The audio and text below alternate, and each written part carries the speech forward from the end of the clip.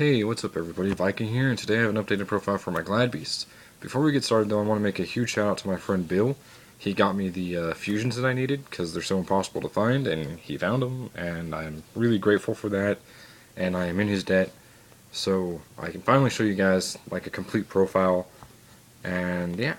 But, I took this to locals on Saturday, again, for the second time, and I did 2-2, again, for the second time, and it was pretty bad, but also in part because I didn't have the fusions. I just barely got the fusions today, so I haven't been able to actually run them in a tournament yet, so I'm pretty sure that'll make a huge difference. But also there's a lot of plays and a lot of cards that I found that just drew terribly sometimes, and so I've been testing and just grinding into the deck on Dev Pro and whatever else to try to figure it out, and I think I did, so let's get started.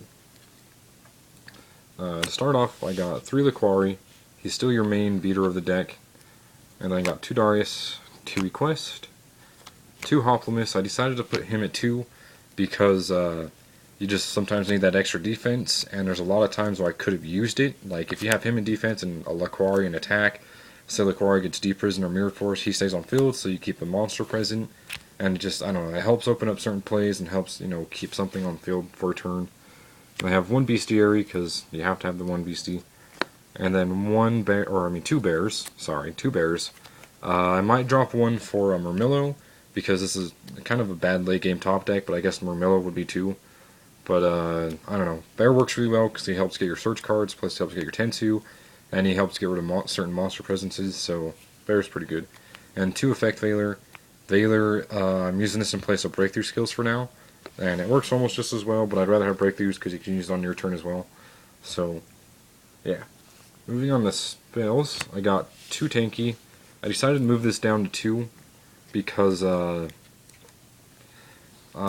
got really cloggy, especially on the field. Because a lot of times you use bear to bait out back row, like bottomlesses and whatnot else.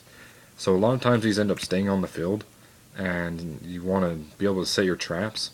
So these kind of get cloggy, and I just felt that you didn't really need them at 3, so I dropped it down to 2, and it's been working a lot smoother. And I have 2 Proving Ground, still pretty basic, and I think the 2 and 2 ratio with the searchers is really well. And 2 Lance, a lot of people run 3, and I like having it at 3, but I don't have a third one for 1, and for 2 I don't know what to take out for the third one. So, yeah. 2 MST because you have bestiari, 1 Dark Roll, 1 Book, and 1 Tensu.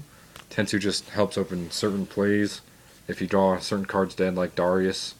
So it really helps get that extra summon, especially to help speed up certain things, so I like the tensu. And then moving on to traps, I got the triple war chariot. You want to make sure you draw these as often as possible, especially like first turn, so having it 3 just helps assure that you can do that. And then 2 waboku. I tested shrink out for a while, and I ended up taking it out because shrink just didn't do as much as I thought it would. I really thought it would help more, but it really didn't. So I stuck the wabokus back in, and they honestly work a lot better. So, waboku, and then 2 deep prison, 2 mirror force, pretty standard, and then 2 fiendish chain. I took the 3rd fiendish chain out for the effect failures, which are going to be breakthrough skills, you know, so I have room for that.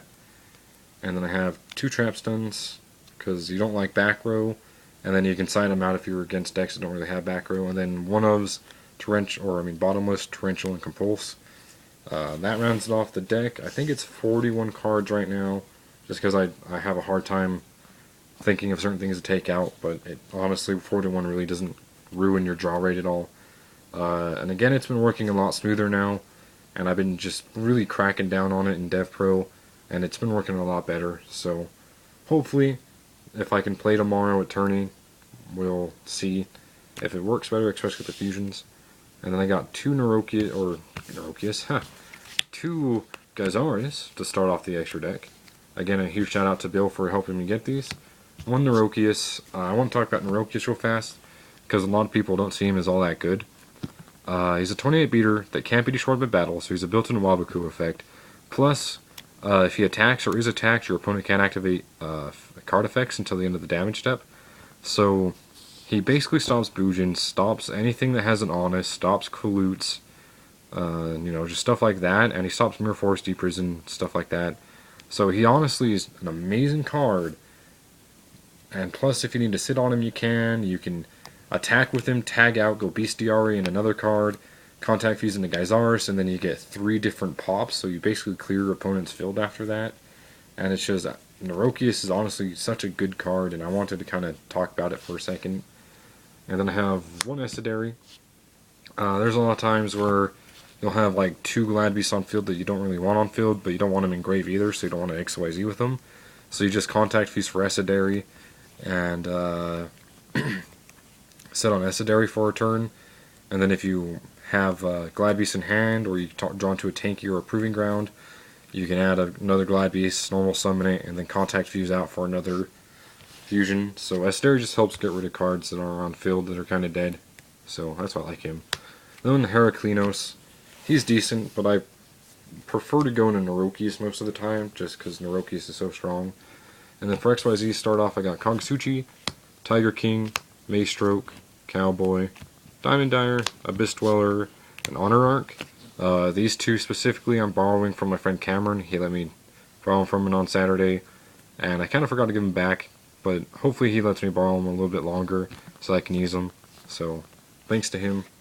And then 1 blackship, 1 heartland, and 1 ragna 0 to round off the extra deck. Again, it's running a lot smoother now, and I hope with the extra deck in the state that it is, basically complete, the deck will work a lot better because it does on Dev Pro. And yeah, so if you guys have any comments or questions, or you have like certain preferences you want to leave, go ahead and leave those in the comment box. If you prefer Augustus to me, I'm going to tell you right now, I don't like Augustus. I tested it and I played with it and I tried figuring it out, and I hate Augustus.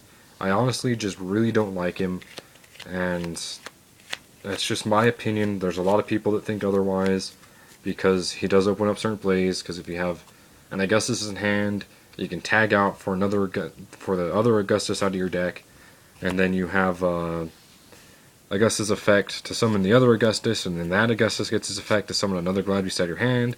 So essentially it's an instant generic 3 Glad Beast, or you can go into a rank 8 play with it, because they're both level 8s. But even though those plays are decent, Augustus is such a bad late game draw.